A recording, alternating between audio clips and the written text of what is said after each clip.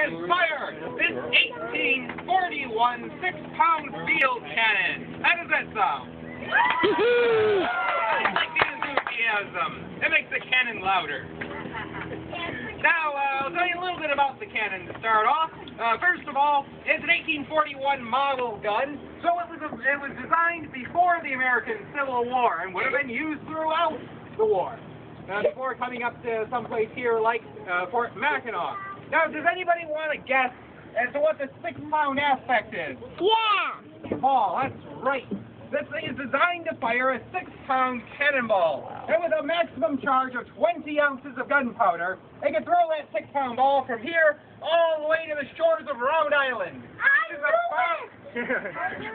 which is about 1 mile. However, I have no idea where that cannonball would land on Rhode Island because it's completely inaccurate at that distance.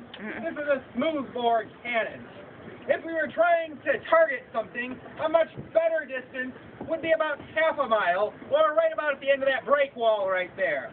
Now, if Adam and I were an especially good gun crew in the 1880s, we would have been expected to hit a 100-foot standing ship about once out of every 3 shots.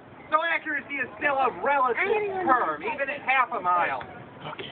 Now, folks, I have some really bad news for you. We are not going to be firing a cannonball for you today. You can all say, oh. I know. I want to fire a cannonball. Adam wants to fire a cannonball. You all want to fire a cannonball. But the bosses are sitting in the office right now, and they're watching us. And they have told us there are 2 reasons that we cannot fire a cannonball. First of all, it's terribly unsafe to fire off cannons with cannonballs. Second of all, it would actually be historically inaccurate. You remember I said this was an 1841 cannon. Well, Adam and I are dressed to represent soldiers of the 1880s. So the Army sent Fort Mackinac a 40-year-old cannon from before the Civil War that's completely inaccurate. What does that tell you about Fort Mackinac as a strategic defense point? Yeah. There was no strategic defense point here. In the 1880s, this was the headquarters of Mackinac Island National Park. Now, that doesn't mean that the cannons just sat up here on display. No, the soldiers at Fort Mackinac fired them all day. They fired them all the time. And they were firing off blank salute charges. They'd fire off a salute charge in the morning when the flag went up. They'd fire it in the evening when the flag went down. And they'd fire it if there was an important visitor that came, like the president, or the governor, or a general.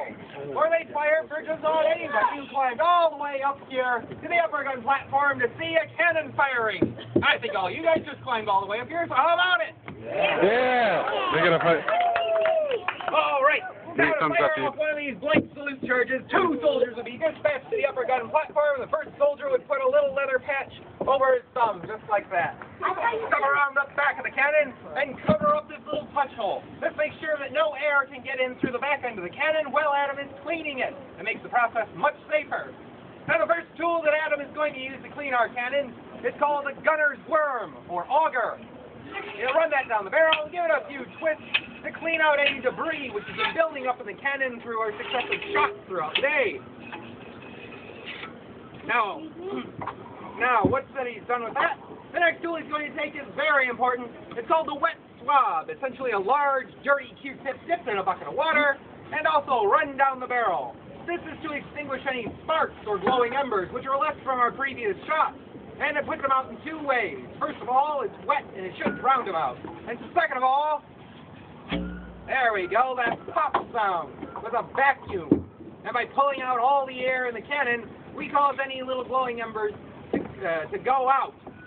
Well, the cannon is now clean and is ready to load our charge. And for you folks today, your charge is going to be 3 ounces of black powder wrapped up in tinfoil. Now, in the 1880s, the soldiers would have been using cotton muslin bags. However, that has a tendency to throw little bits of flaming cotton onto the park in front of us, and since it's a park, they've told us to stop doing that. Adam is leading the charge using a crooked ramrod, and that crook allows him to stand off to the side while he's tamping down on live gunpowder. Well, folks, our cannon is now loaded, and it's ready to be rolled into its firing position. Excuse me? Questions in just a minute. Everybody, cover your ears. All right. Adam will now step around to the back of the cannon and begin the priming process. His first tool for that is called a brass gunner's pick or gimlet. A little brass wire that pierces open the tin foil and exposes the gunpowder charge into the device. This is a historically accurate little device called a friction primer. Basically a little tube of gunpowder with a pin at the top, rather similar to a hand grenade. When we yank the pin out, it sets off the powder in the tube, and that sets off the cannon. It's going to be very loud. And Cover your ears. I'll tell you when we're ready to fire, and that'll be a good time to cover your ears, because after all, this is a cannon firing demonstration. Now we're not going to pull that pin out with our hands. Instead, Adam is going to pull it with a lanyard, which allows him and myself to stand off to the side of the gun. Because if we were firing this thing with a cannonball in it, the cannonball would go flying out over the water, and the cannon itself would come rolling backwards and could run over anybody standing directly behind it. Well, folks, the gun is now ready to fire, and now it's time to cover your ears. Okay, we're all set. Now there are two commands to fire this cannon. They are, ready, fire! And there you have it.